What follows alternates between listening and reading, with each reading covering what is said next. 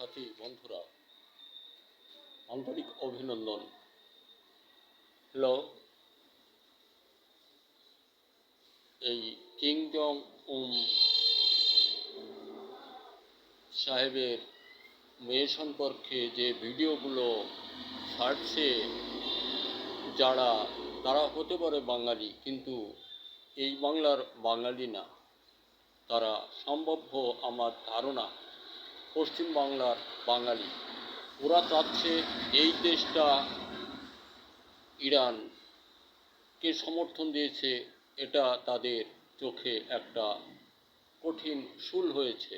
তাই কিং জং উন সাহেবের মহোদয়ের কন্যাকে দিয়ে এদেশে একটা উতাল পাতাল সৃষ্টি করার জন্য চেষ্টা চালাচ্ছে।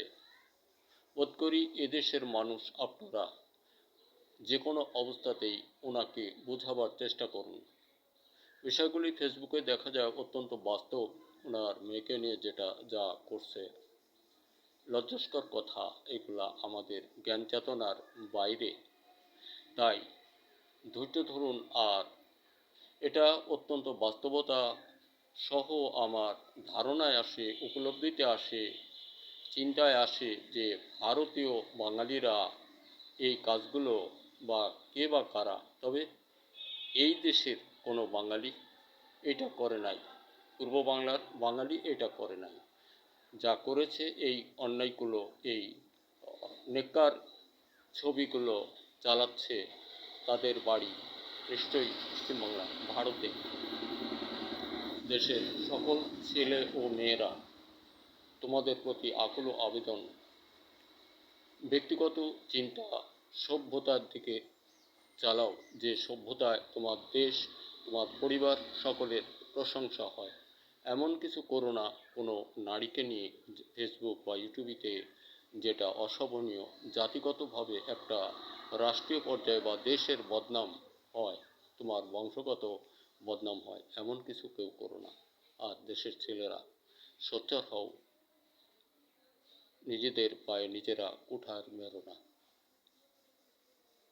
বর্তমান সময় যে দুর্গতি দেশে, এটা থেকে দ্রবীভূত হতে হবে। বোধ করি ডক্টর ইউনূস সাহেব ছাড়া দ্বিতীয় জন নেই এই দেশটাকে সুরক্ষায় রক্ষিত করার জন্য। ধন্যবাদ। দেখা হতে পারে, তবে সকলের প্রতি আন্তরিক অভিনন্দনপূর্ণ সতর্কবাণী। মিস্টার কুং জন সাহেবের পরিবারবর্গের কাউকে নিয়ে এই কটূক্তি যারা করছে, বোধ করি তাদের বাড়ি ভারত। নিঃসন্দেহ এটা আমরা কেউ না করি।